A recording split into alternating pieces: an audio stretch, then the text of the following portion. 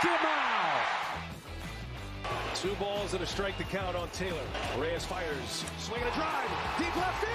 It's his way back. Walk the ball. Chris Taylor.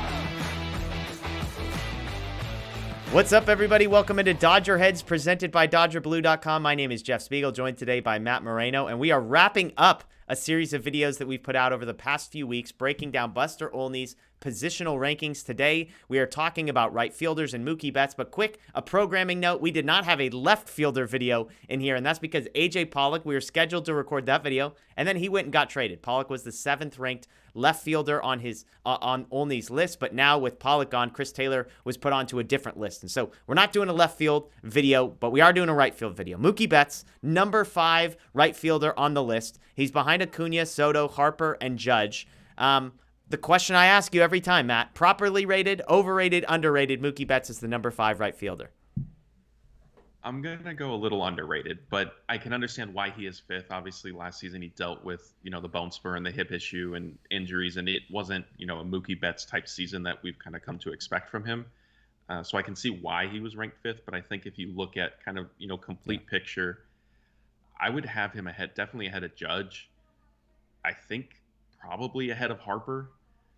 And then at that, I can understand Acuna. I think what's interesting with Acuna, though, is he, too, is coming off, a lost season to injury, basically. Worse than Mookie, obviously. He wasn't able to finish playing, unfortunately. Juan Soto, I think, obviously, he's in the top 2 at worst conversation, whether it's Buster Olney or, MLB Network. They do the Shredder ranking of right fielders.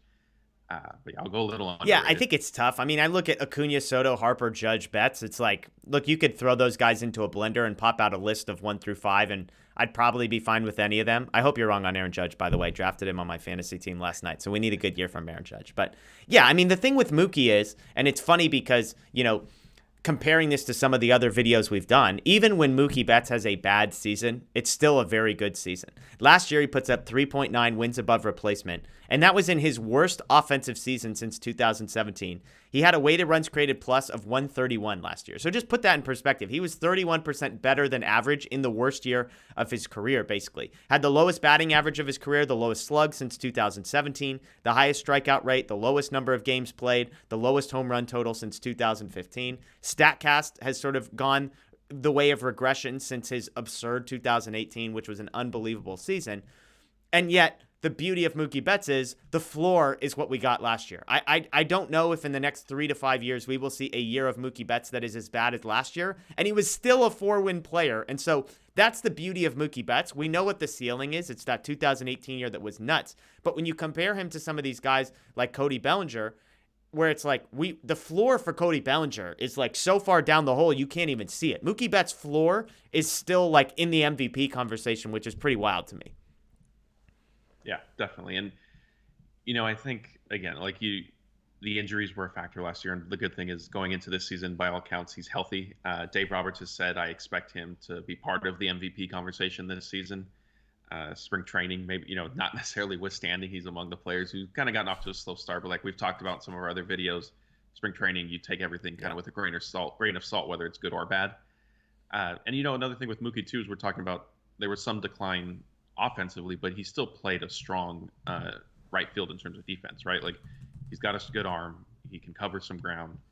He's made highlight reel catches. He makes the routine plays, obviously. So there's that value, too, that he brings, which is why, I think I would probably move him up ahead of somebody like a Bryce Harper, and I think Aaron Judge as well. But like you said, I mean, at the end of the day, those top 5 guys, if you place them in any sort of order, you could certainly put together an argument as to why it was in that.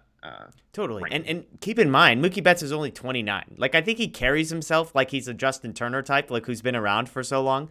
But you forget that this is a guy who doesn't turn 30 until basically the end of this season, October.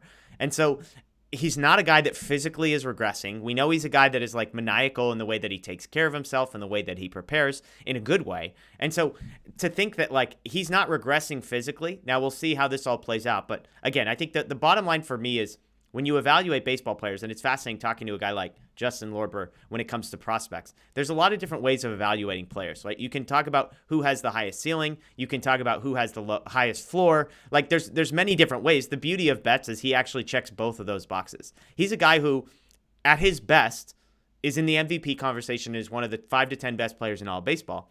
And even at his worst, again, he's still probably a top 25 player in all of Major League Baseball. And so that's the beauty of Betts, and that's why I think he deserves to be ranked right where he is. Yes, he struggled this spring. I think at one point he's like 1 for 17 or something like that, but we're not worried about that. Opening day comes around. Mookie Betts is going to be ready, probably hitting leadoff in that Dodgers lineup, and we'll be good to go. So let us know what you guys think below. Where are you at on Mookie Betts?